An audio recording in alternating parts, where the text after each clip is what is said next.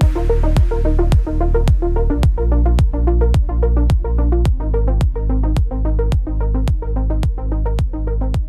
name's Ed Welsh. I'm with Coates. I'm the VP of Sales. This is our first year here at DSE exhibiting. We've been attending for years. Obviously, as you can tell by my accent, I'm an Australian headquartered company. We've recently launched here in the USA. About 12 months ago, we set up our latest headquarters in Chicago.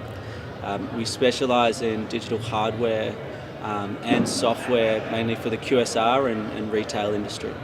I think when we look at digital signage, or certainly digital menu boards for restaurants, is that as you go from static to digital, you really create a great opportunity now to personalise and localise your menu.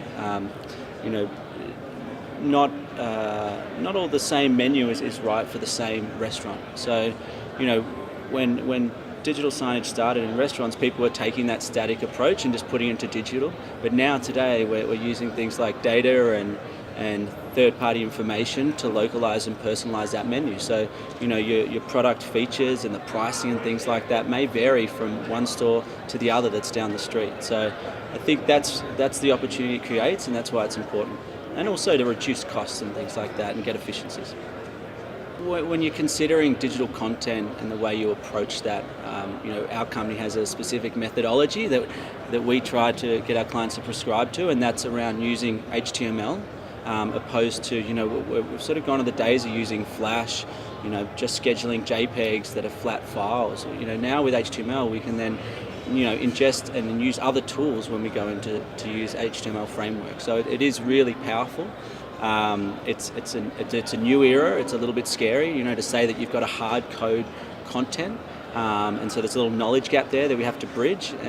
But evidently, once you go down that path, there are so many efficiencies that you create and opportunities to localize and personalize that content that inherently will increase sales, margin, and average check at each individual store. So that would be probably my biggest recommendation for content creation. So the biggest challenge in this industry, I think, when, if we're talking about QSR specifically, and it does apply to retail.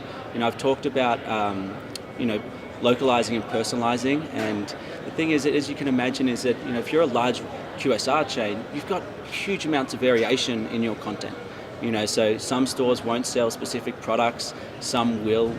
You'll have pricing variations and things like that. So just the sheer complexity of managing that is actually really overwhelming.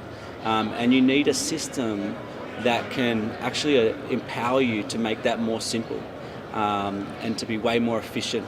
And that's what we think is really the biggest challenge.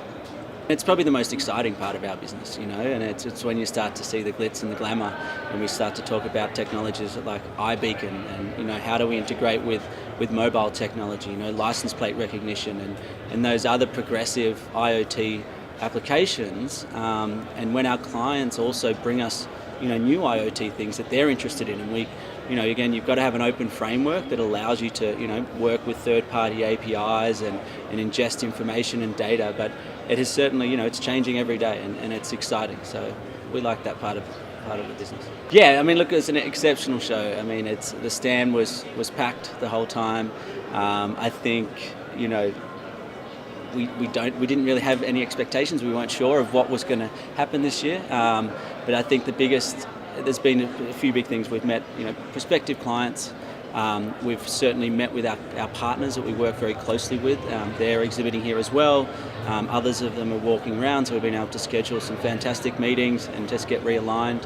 And then meet new prospective partners that we can look to work with. So all in all, it's been a fantastic show. Given that we're entering a new market here, it's allowed us to quickly evaluate the landscape and realise where the opportunities lie, and opportunities to allow us to probably structure our sales strategy and force as we go forward and move on from DSE and set out on this year's adventures.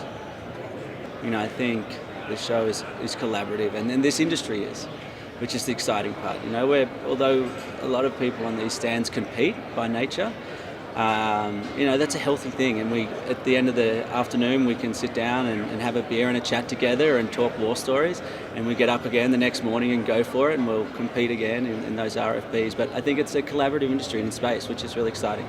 We want to help each other when we can, and we'll go head to head when the time is right. So.